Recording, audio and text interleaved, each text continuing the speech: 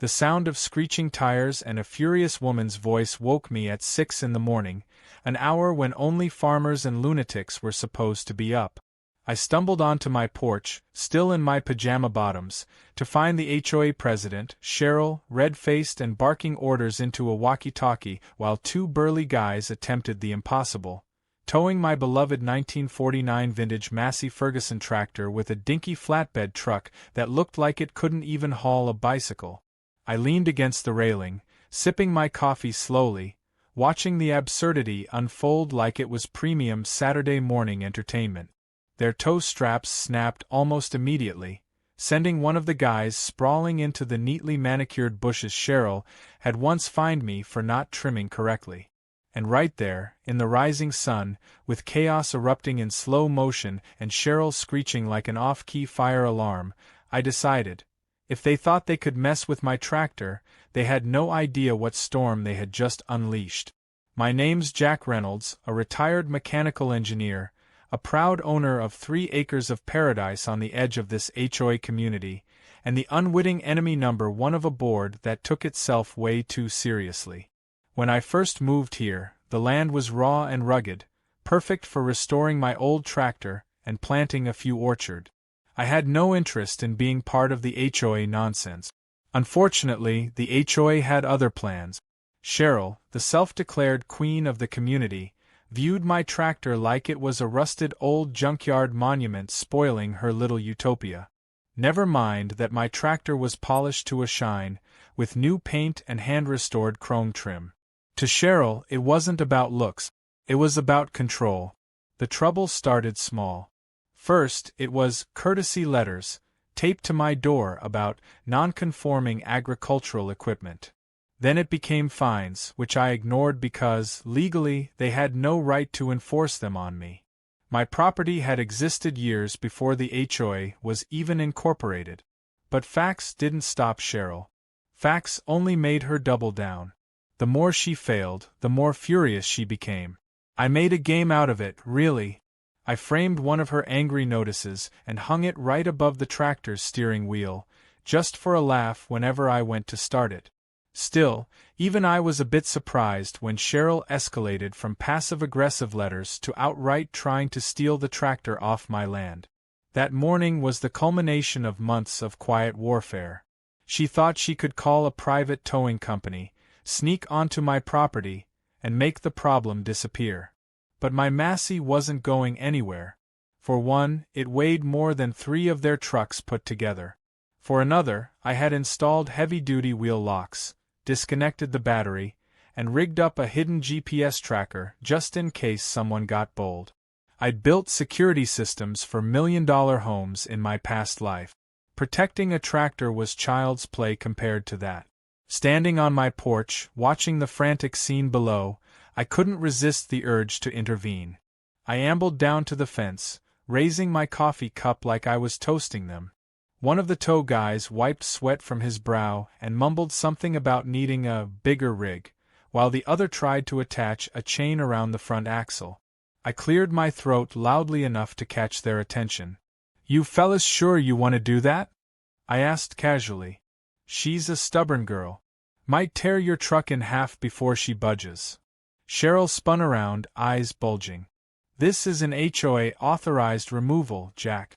You're in violation. You have no right to interfere." I shrugged. Actually, according to the county register, I'm not technically part of the HOA jurisdiction. My land predates it by about 40 years. And you're trespassing. Cheryl's mouth opened and closed like a goldfish out of water. The 2 tow guys looked at each other, visibly nervous now. Still, one of them, probably worried about losing his paycheck, gave it another shot.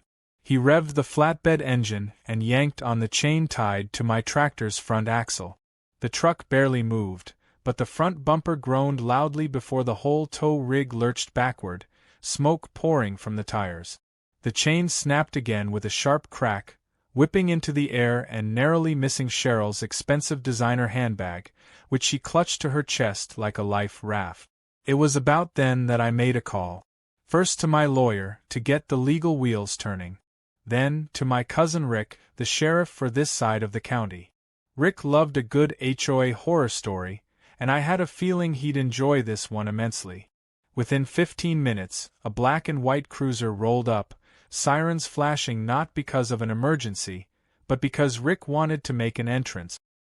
He stepped out, took one look at the disaster scene, and whistled low. Well, well, well. Looks like y'all are trying to rustle up some cattle that don't belong to you. Cheryl tried to talk over him, throwing around words like community standards and aesthetic rights, but Rick held up a hand. Ma'am, he said, drawing out the word in that slow, infuriatingly calm southern drawl. Unless you got a court order, a property lien, or about 3 tow trucks bigger than that Tonka toy over there, you're all committing trespass and attempted theft. The color drained from Cheryl's face. The 2 tow truck guys backed away from the tractor like it was radioactive. Rick took a few statements, scribbled out a few citations, and then gave me a wink as he handed Cheryl a notice. She was being officially charged with unlawful trespass and malicious property interference. The look on her face was worth more than the entire HOA's yearly budget. I spent the rest of the morning buffing the tractor's hood and sipping more coffee as Cheryl was forced to call off the tow truck and retreat in humiliation. But even as I watched her stomp away, high heels clicking furiously on the sidewalk, I knew this wasn't over. Cheryl wasn't the kind of person to take defeat quietly.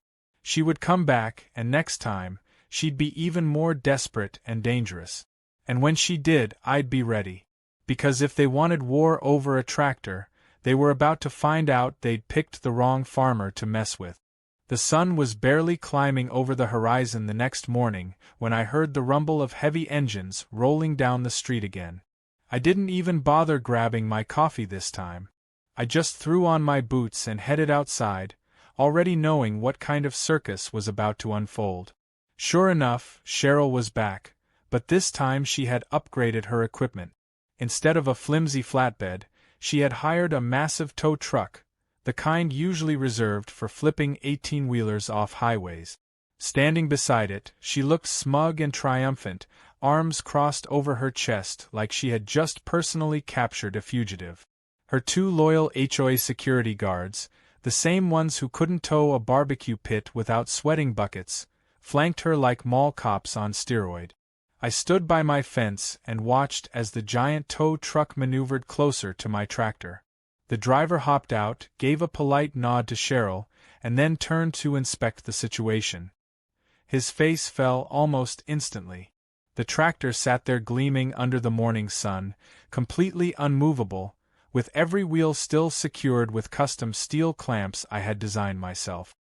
He circled it twice, scratching his head, and then walked over to me, shaking his head in disbelief. "Sir, is this yours?" he asked, not unkindly. I nodded. "It is." He glanced over his shoulder at Cheryl, who was tapping her foot impatiently. "Look, man to man, there's no way we're moving that thing without risking major damage. And if I break anything, my company's on the hook." "She said you approved the removal?" I laughed so hard I nearly doubled over. "Nope. She's lying." He blew out a breath and rubbed his forehead. "That's what I thought. I'll tell her we're not touching it." Before he could turn away, Cheryl stormed over, jabbing her perfectly manicured finger in his direction. "You're under contract. Remove that eyesore, or I'm suing your company for breach." The driver gave her a deadpan look. "Lady, you lied to me about having permission. If I touched that machine, I could lose my license, my truck, and my business. You want it moved? Get a court order." Cheryl turned a shade of purple so deep it was almost impressive. She stomped and shrieked about HOA bylaws, neighborhood standards, and how I was single-handedly lowering property values across the subdivision. The driver simply climbed back into his rig, shook his head, and pulled away, leaving Cheryl standing there in a cloud of diesel fumes and defeat. Her security guards shifted uncomfortably, clearly wishing they could disappear into the sidewalk. As entertaining as all of it was, I knew it was time to shift gears. Cheryl wasn't going to stop. She was the type of person who, when faced with a locked door, wouldn't try to find a key. She'd just keep ramming her head into it until something cracked. If I stayed passive, she would eventually escalate into something truly stupid. So I made a decision right then and there. I was going to go on the offensive. I pulled out my phone and made 2 important calls. First, to my lawyer, who was already half amused and half exasperated with the amount of paperwork Cheryl was generating. Second, to my insurance company. I wanted official documentation of the attempted thefts, damages, and trespassing incidents. I wasn't just setting the stage for a lawsuit. I was setting the stage for a show. Later that day, I took my tractor for a little ride. I maneuvered it carefully down the gravel path, humming to myself, and positioned it right across the main entrance to the HOA community. My property was technically adjacent to the private access road, and I had every right to park my equipment along the boundary line. I wasn't blocking the public road. I was blocking their privately maintained gate, the one that Cheryl had insisted was the HOA's crown jewel. Without access through that gate, everyone had to take a much longer, bumpier back route through an unfinished development road. It didn't take long for the chaos to start. At first, it was a trickle, confused residents honking their horns, wondering why the gate wouldn't open. Then it became a flood, cars backing up, tempers flaring, people getting out and shouting across the field. Cheryl arrived within minutes, driving her silver Lexus like it was a battering ram, and skidded to a halt in front of the tractor. She leapt out, heels sinking into the gravel, face twisted into a mask of pure fury. "You can't park that here," she screeched. I tipped my hat and gave her the friendliest smile I could muster. "Oh, but I can. I'm protecting my property from further unlawful tampering. Got it all documented. Would you like me to show you the court-approved property boundary lines?" She opened her mouth to argue, but stopped when she saw the papers in my hand. Official documents, map, affidavits. She wasn't stupid enough to keep digging once she realized she was way out of her depth, but she was petty enough to try and bluff her way through. "This is harassment," she yelled, turning to the gathering crowd of residents. "He's harassing the whole community." The crowd, however, wasn't as sympathetic as she had hoped. Several people muttered complaints about the constant drama the HOA had caused lately. Someone shouted, "Just leave the man and his tractor alone." Another person added, "At least he isn't raising the HOA dues for no reason." Cheryl's face twitched. She was losing the court of public opinion fast, and she knew it. Desperate, she pulled out her phone and called for reinforcements. Within 20 minutes, the so-called HOA security squad arrived, 3 overweight guys wearing matching polo shirts and cheap radios. They tried to look official, but they clearly had no idea what to do when faced with a farm vehicle twice the size of their golf carts. One of them, the brave soul, approached me with a clipboard and said, "Sir, you're in violation of emergency access codes." I raised an eyebrow. "Emergency? Where's the emergency?" He hesitated, flipping through his papers like he might find an emergency hidden in there somewhere. "Well, it could be an emergency," he said weakly. I almost felt bad for him. Almost. I gestured toward my cousin Rick, who had pulled up in his cruiser again to keep an eye on things. Rick leaned against his car, sipping a soda and watching the spectacle with obvious delight. "Go ahead," I said. "Tell the sheriff that." The security guy paled, mumbled something about needing to check with his supervisor, and quickly retreated. Cheryl was left standing alone, seething and shaking with impotent rage. The best part came when one of the residents suggested we turn the standoff into a block party. Within an hour, people brought out lawn chairs, coolers, and even a portable grill. Kids ran around laughing. Someone started playing music from their truck. And there, towering like a monument to stubbornness and common sense, sat my beautiful red tractor, the most popular thing in the neighborhood that day. As I leaned back against the fence, enjoying a burger and watching Cheryl stew in her own fury, I realized I wasn't just winning. I was changing the tide. For the first time, the neighborhood was laughing with me instead of against me. Cheryl had lost control, and there was no getting it back. Not after this. Not after the tractor became the unmovable symbol of everything wrong with her little dictatorship. But I also knew Cheryl. She wasn't going to accept defeat quietly. She was already plotting her next move. And whatever she had planned, it was going to be big, desperate, and very, very stupid. The morning after the impromptu block party, I woke up to the sounds of clanging metal and shouted orders drifting down the street.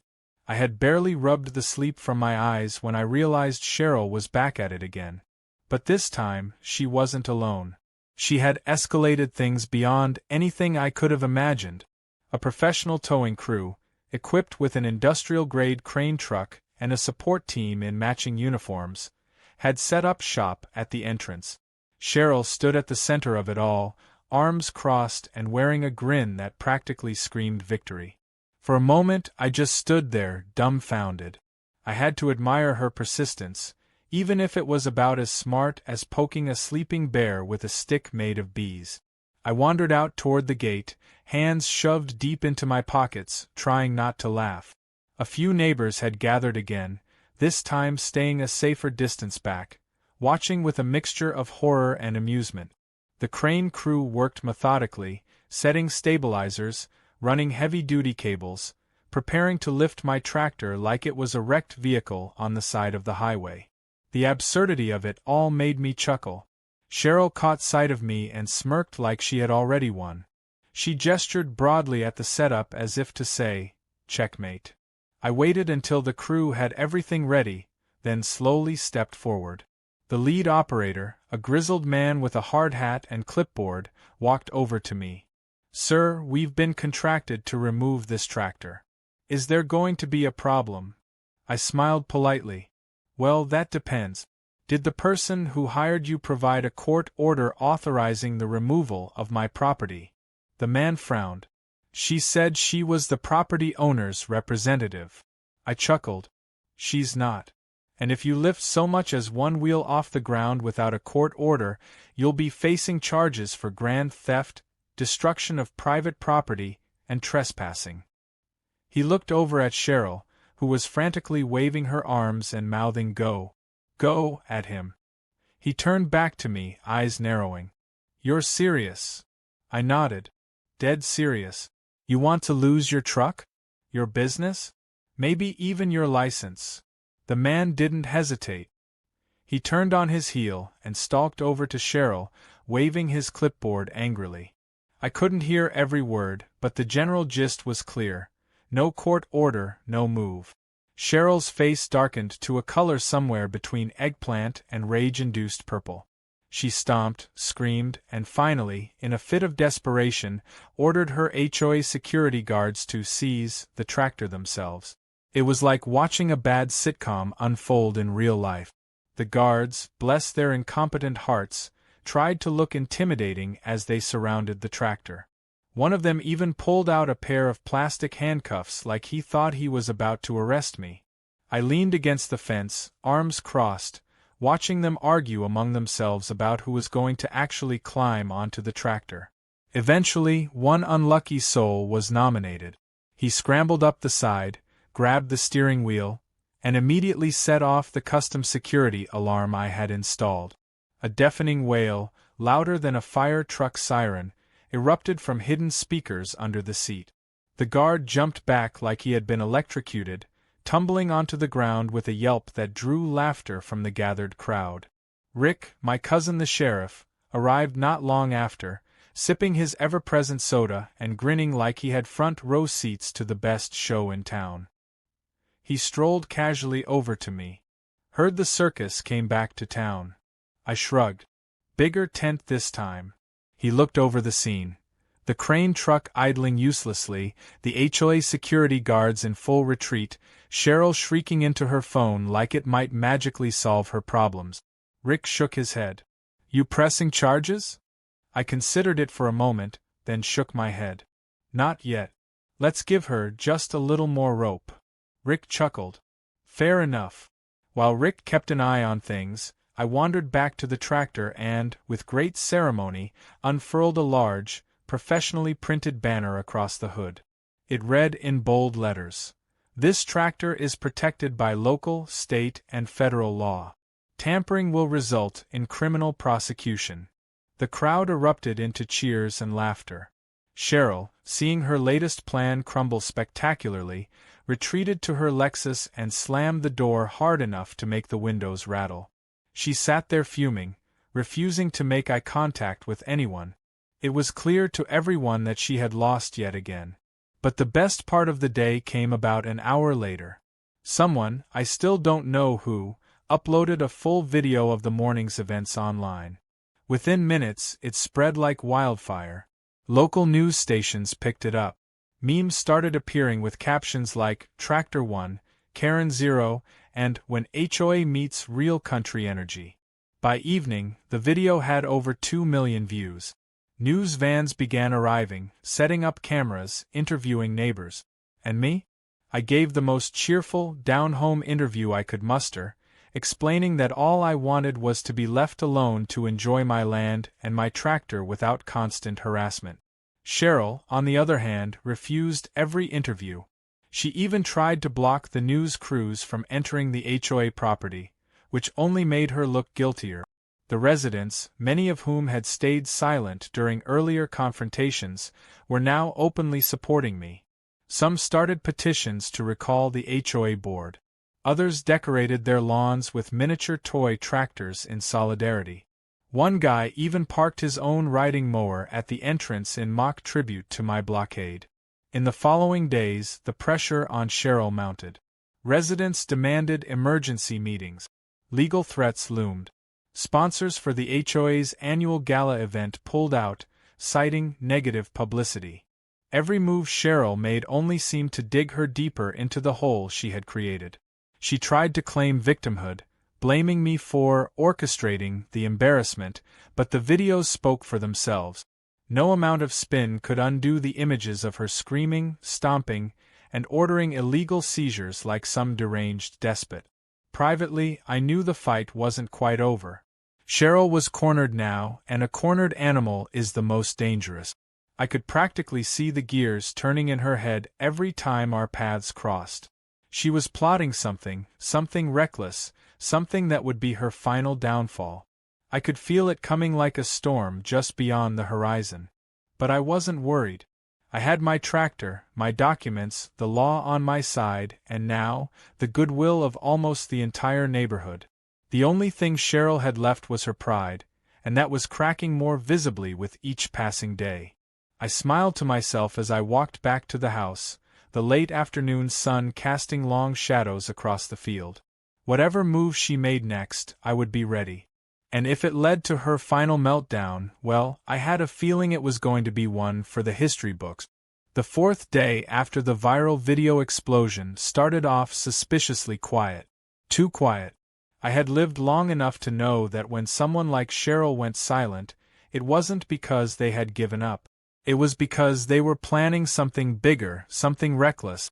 I spent the morning doing normal things like fixing a loose board on my porch and trimming the hedges along the side of the house, but my eyes kept drifting toward the entrance where my tractor still sat proudly in front of the HOA gate like a loyal sentry. It had become such a local legend that people passing through would stop, take selfies, and honk in support.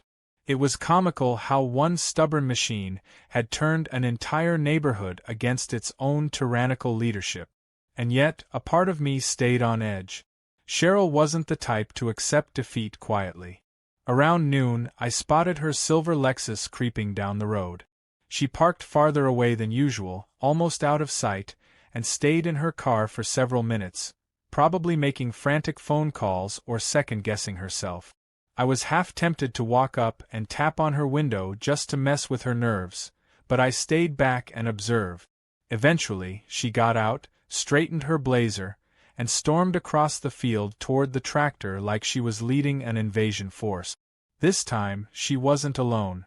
She had 2 people with her, one carrying a leather briefcase and the other rolling a camera rig behind him. My stomach twisted slightly when I realized what she was doing.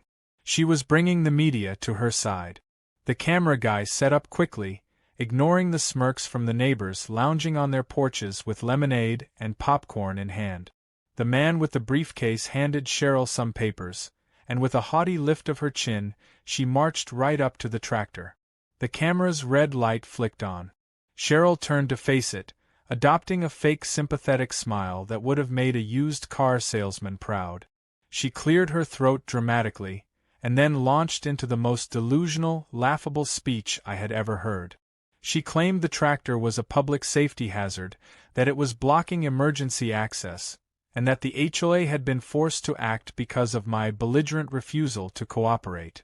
She talked about community values, safety, harmony, all while standing in front of a machine that had caused exactly 0 problems until she decided to make it one. She even held up a fake emergency injunction that was nothing more than a bunch of meaningless papers she had printed herself, hoping no one would notice the lack of any official seals or signatures. The neighbors, who had gathered in larger numbers now, were having a hard time keeping a straight face. Someone coughed loudly into their fist, "Liar," and several people laughed openly.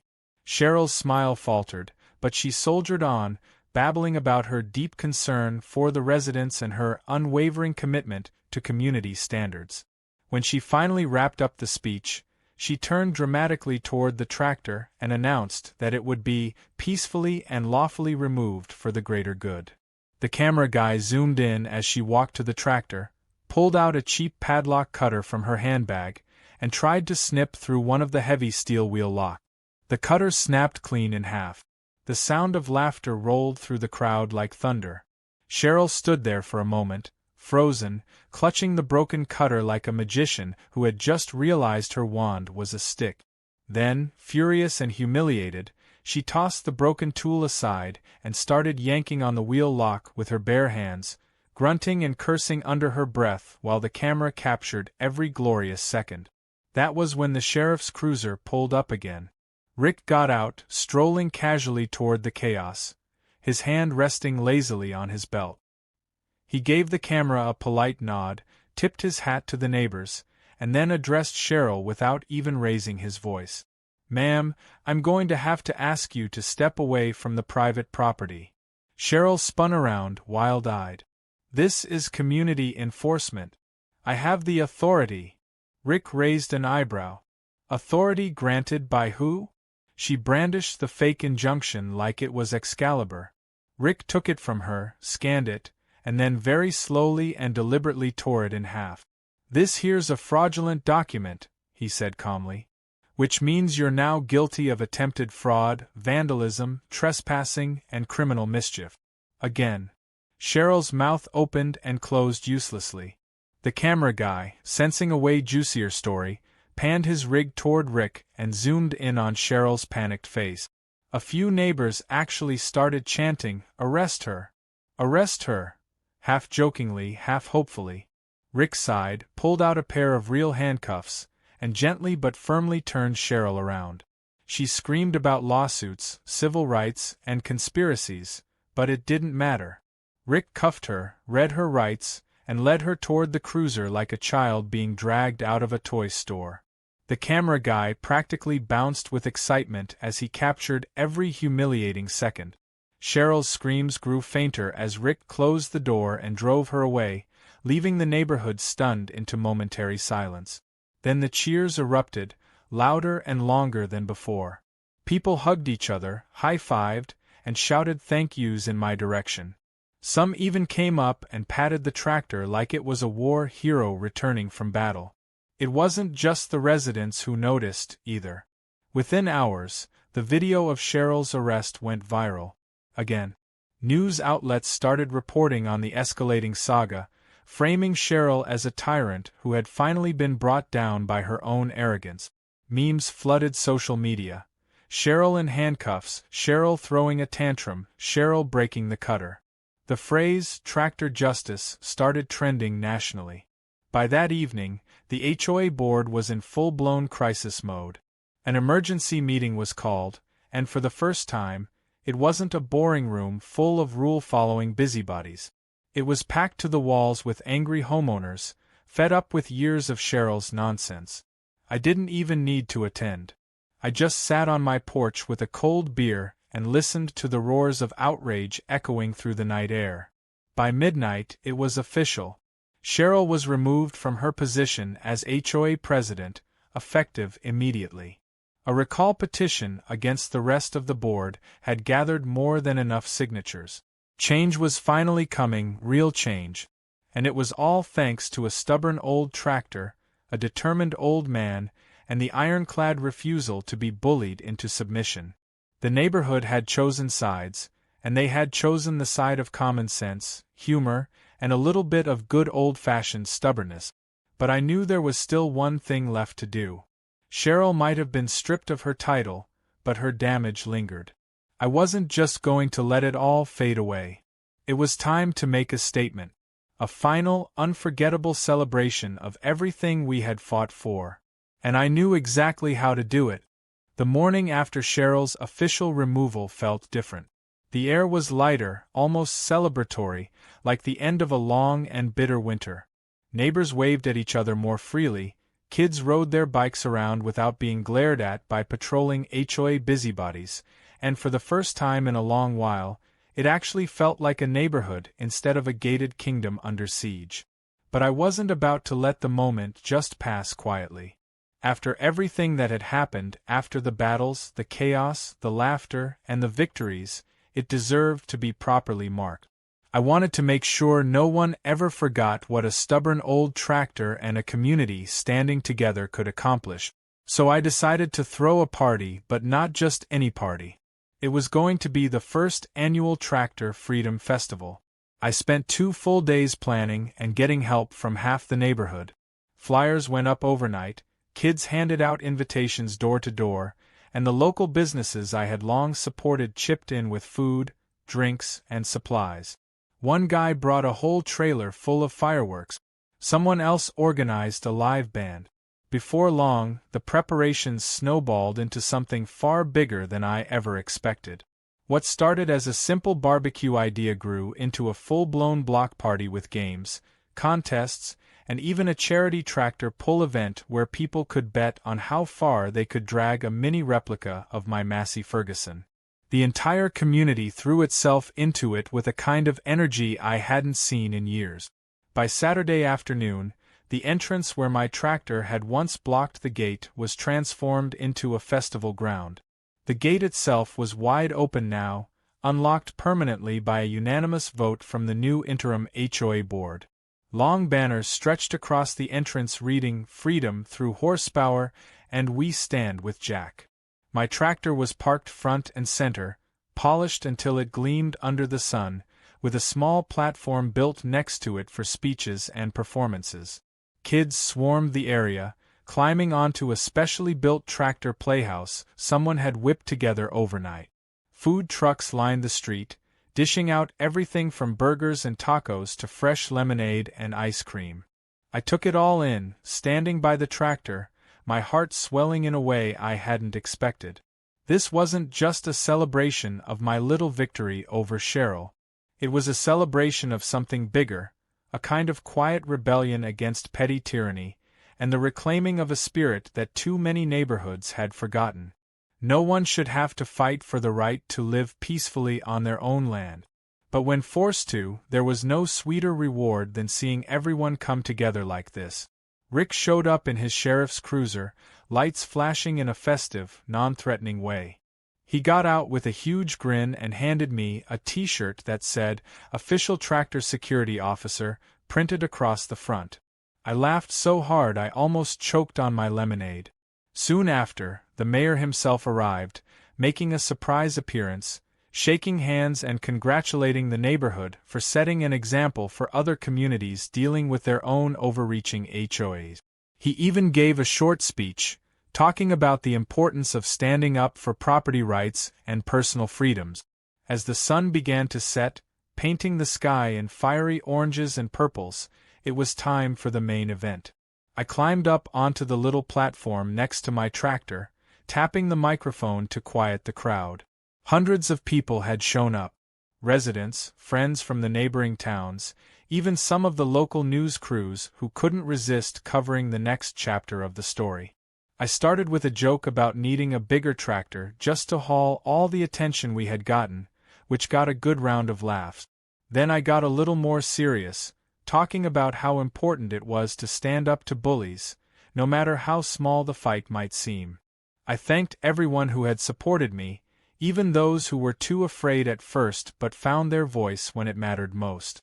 I thanked my tractor, too, for being the most stubborn, loyal hunk of machinery a man could ever ask for. And finally, I announced that all proceeds from the festival, from food sales to the charity tractor pull bets, would go to a local organization helping farmers and small property owners fight legal battles against unfair regulations. The cheers were deafening. A few people even hoisted me up onto their shoulders for a moment, which was slightly terrifying but hilarious. Afterward, the band kicked off a set of country rock music, and the festival swung into full gear. Bonfires were lit, marshmallows roasted, and laughter echoed across the fields. Even people who had once sided with Cheryl were now laughing and dancing, freed from the fear that had hung over them for so long. As the night deepened, we ended with the fireworks show. Someone had gone a little overboard with the fireworks budget, because what we got was less a neighborhood celebration and more a full-blown small-town 4th of July extravaganza. The grand finale was a series of bursts that spelled out freedom in the sky, and when that last echo faded, the crowd erupted into applause that seemed to go on forever. Near midnight, as people slowly began to head home, a few neighbors and I sat around the dying bonfires, trading stories and laughing until our sides hurt. The tractor sat nearby, bathed in the soft glow of the remaining embers, a quiet, shining monument to everything we had been through. Somewhere in the back of my mind, I thought about Cheryl. After her arrest and public humiliation, she had packed up and left town almost overnight. Rumor had it she sold her house at a loss just to get out faster. A few people felt sorry for her in a distant, abstract way, but most understood the truth. Cheryl hadn't been a victim. She had been a bully who finally faced consequences. And in the end, she had defeated herself. As I leaned back in my chair, staring up at the stars, I realized something else too. The tractor might have been the symbol of the fight, but it was never really about the machine. It was about the simple right to live peacefully, to mind your business, to build a life without someone constantly trying to control every inch of it. It was about standing up and saying enough was enough. The Tractor Freedom Festival became an annual tradition. Every year, people gathered to celebrate not just that one victory, but every small win in every small town where common sense and community spirit triumphed over entitlement and petty power. And every year, I made sure my old Massey Ferguson sat right at the center, shining proudly, a reminder that sometimes the biggest battles are won not with anger or violence, but with stubbornness, humor, and a little bit of horsepower. Long after the last guest had gone home that night, I sat alone next to the tractor, listening to the crickets and the soft rustle of the trees. I patted the tractor's hood affectionately and raised my last cup of lemonade in a silent toast to a future where freedom, stubbornness, and a good sense of humor would always have a place to park, right in front of the gate.